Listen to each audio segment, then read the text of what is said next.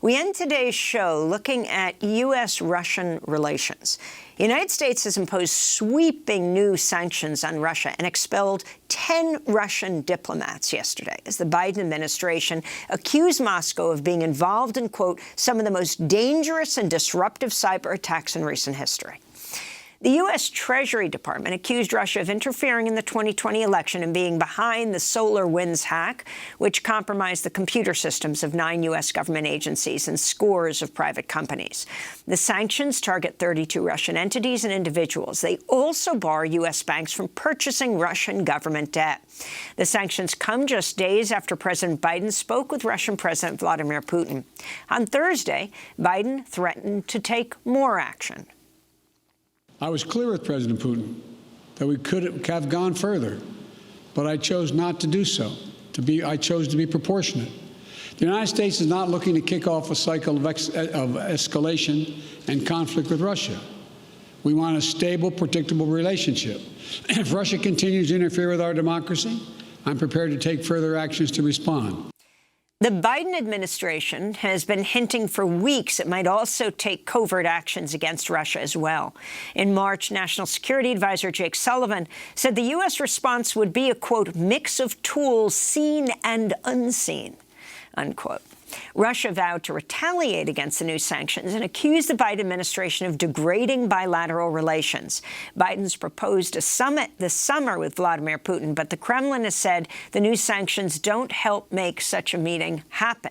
This all comes as tension is escalating on the Ukraine-Russian border. To talk more about it all, we're joined by Anatol Lieven, Senior Fellow for Russia and Europe at the Quincy Institute for Responsible Statecraft. He's the author of numerous books on Russia and the former Soviet republics. His most recent book, Climate Change and the Nation State, The Case for Nationalism in a Warming World.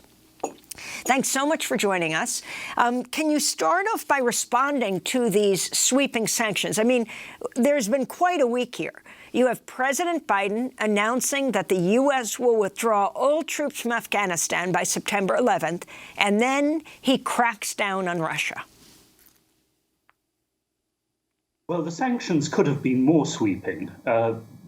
It targets Russian debt, but Russia doesn't have big debts, and most of the debt is held by Europe or China. So the economic effects will be limited. I think the most dangerous aspect of this is that it introduces something new into international relations, because despite the way that it's been described, this was not an attack on the US. SolarWinds was an espionage operation, which the US, of course, conducts, including in cyberspace, in a great many countries of the world. Now, for that in the past, the expulsion of diplomats or spies would have been entirely appropriate. That's in accordance with with international tradition. But never previously have sanctions been imposed in response to an espionage case, for the very good reason that every country, including the United States, engages in espionage. So I think this is something new, and I would say a pretty bad precedent. As to the other elements, well, we don't really know because, of course, no concrete evidence has been released on just exactly what Russia is supposed to have done during the elections. One thing that we do know is that they didn't actually try to rig the elections. There was no attempt to take over, electronic voting machines through cyberspace or whatever. So it was basically an influence operation. Well, on that, opinion is divided. Of course, the United States also engages in influence operations all over the world, though in America's case, they're not entirely over by any manner of means, if you look at the history of the CIA. So there is, I'm afraid, a kind of inconsistency here in US policy.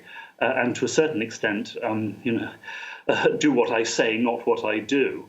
The US is making one set of rules for itself, another for the rest of the world, except, of course, for Israel, which has just conducted not a cyber espionage operation, a cyber sabotage operation against Iran, with, of course, no condemnation from the United States. So I'm afraid that most of the world will see this as a case of double standards. On Thursday, the Biden administration made it clear that the sanctions were not tied to claims that Russia had paid bounties to the Taliban to kill U.S. troops. The CIA is saying it has low to moderate confidence in these intelligence reports. This was a big deal when it first came out. Talk about this. Well, I think, look, if the CIA says it's low to moderate, I think we can assume that it's very low. What they also say is that one of the reasons they think it's low to moderate is that this information came from Afghan detainees, prisoners in Afghanistan. Well, you know, a prisoner in Afghanistan, especially one who has been through the hands of the Afghan Secret Service, is going to say exactly what he thinks will please his interrogator. So no confidence can be reposed in this. It also seems completely counterintuitive. The Taliban doesn't need Russian encouragement to attack American soldiers. It makes up its own mind about that. So I can't really understand why they mention this case at all in this context, only to cast, well, not to deny it completely, but to sort of keep it alive, semi-alive. This seems to me not a responsible way to behave. And in the Afghan context, particularly because if there is any chance of reaching a peace settlement in Afghanistan, and of course, equally importantly, keeping that settlement in place after US troops withdraw, then the key part will be played by Afghanistan's neighbors, including Russia. So the United States actually does need Russian help in Afghanistan, and this is not a good way to go about getting it. On Thursday, President Biden urged Russia to refrain from military action in Ukraine. This is what he said. I also made clear to President Putin that the United States is unwavering in our support of our allies and partners in Europe. In that vein, I expressed concern about Russia's military buildup on Ukraine's border and in occupied Crimea. I affirmed U.S. support for the sovereignty and territorial integrity of Ukraine, and I strongly urged him to refrain from any military action. Now is the time to de-escalate. So, if you can talk about what's happening in Ukraine, also the significance of the wide-ranging sanctions in the context of what's happening there and your concern about possibly Ukraine attacking.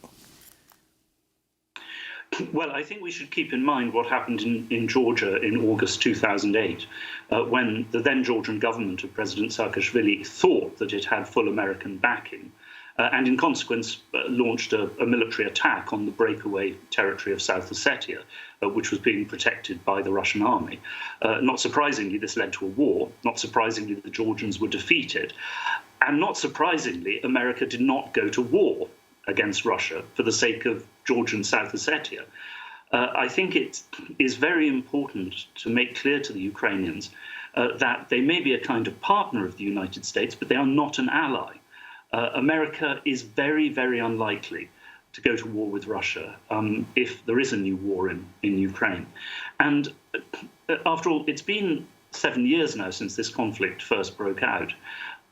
In those years, there has been no evidence of Russian desire for a new full-scale war. There have been endless, of course, skirmishes in the Donbass. On the Ukrainian side, recently, there have been measures which Russia sees as escalatory, a crackdown on pro-Russian political parties and politicians in Ukraine, and the cut-off of water to the province of Crimea, which Russia has annexed.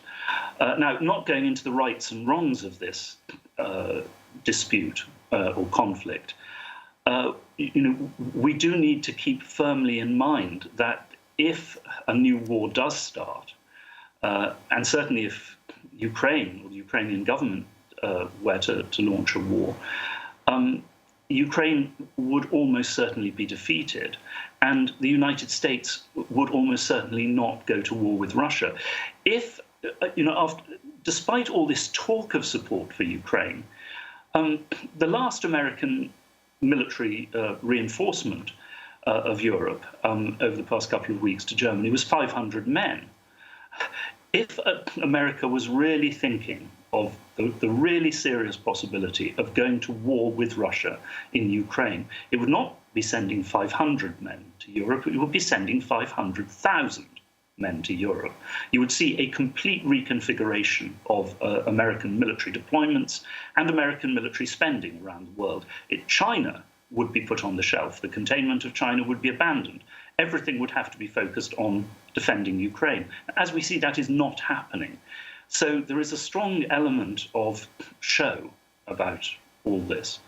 Now, I don't think for a single second Russia is going to invade Ukraine, because the economic price it would pay, including the loss of this gas pipeline to Germany, would be enormous then. It would lead to a complete breach with the European Union, which would hurt Russia very seriously economically. But nonetheless, remembering what happened in August 2008, the Biden administration must not give the Ukrainians the impression that they have more support from America than they actually do have. And again, the significance of Biden saying that he will pull U.S. troops from Afghanistan, although it's clear with the New York Times report, 18,000 some odd mercenaries, intelligence people, et cetera, would stay there by September 11th. What this means for Afghanistan, what this means for Pakistan, what this means for the world.